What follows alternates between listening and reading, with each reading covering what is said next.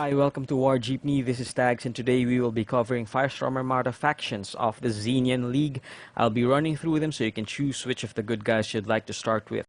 Let's start with the main good guy faction, the Dindrenzi. These guys can hit hard from parsecs away because they carry railguns, which is a kinetic weapon, so you have some control over the crit effect you want your target to suffer when you hit crits.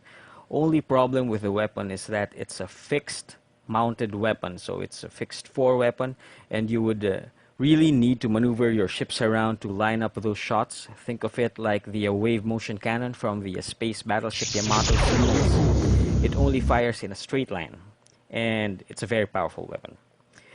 Their ships have durable armor, which is actually above average compared to the other factions. The aesthetic of the ships give you that no-nonsense approach in ship design. They build a huge gun, put an engine block behind it, so the gun can move, slap on very thick armor, and there you go, a Dindrenzi battleship ready for service. Let's move on to the Directorate, who have ships stats that are above average for any of the tier within their naval force.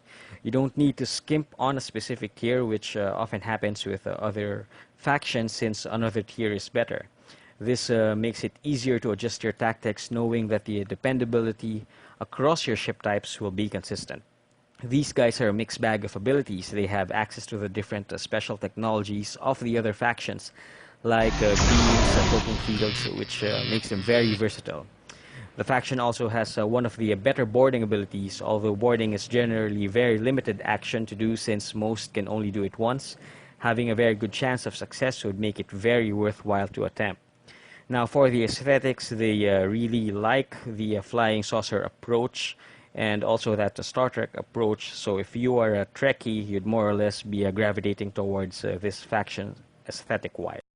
Out of the rift come the Rilthosa, huge spider-like creatures fighting alongside the good guys in the Zenian League. The main selling point for these guys are their access to stealth and cloak technologies, which make them very hard to damage, as it cuts your power effectivity in, well, your firepower effectivity rather, in half, or make you reroll your hits. They have a thing with corrosive bioweapons, which confer negative effects on the enemy ships that are hit, either on the ship itself or the crew.